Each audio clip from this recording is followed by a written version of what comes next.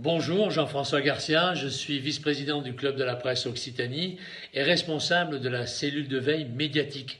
Cette cellule de veille a pour fonction de suivre tout ce qui concerne les lois ayant trait à nos métiers du journalisme. Il faut que nous sachions si des projets de loi sont en préparation.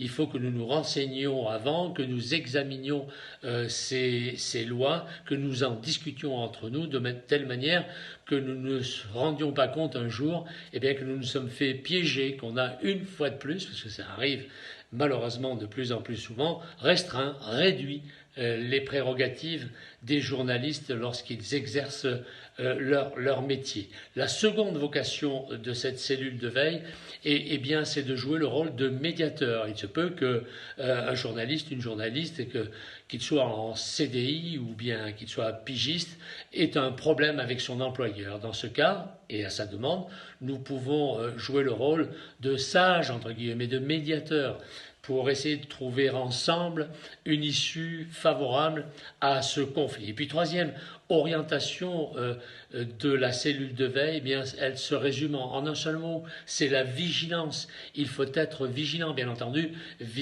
face aux fausses informations, aux fake news, comme on dit, et puis vigilant pour ce que l'on peut nous préparer à l'occasion, par exemple, d'une crise sanitaire ou autre. On peut parler, par exemple, comme en ce moment, de traçage. Et le traçage, ça suppose aussi restriction, réduction des libertés individuelles. Et vous le savez aussi bien que moi, chaque fois que les libertés individuelles sont restreintes, réduites, on restreint également les prérogatives des journalistes et de la presse en général. Portez-vous bien.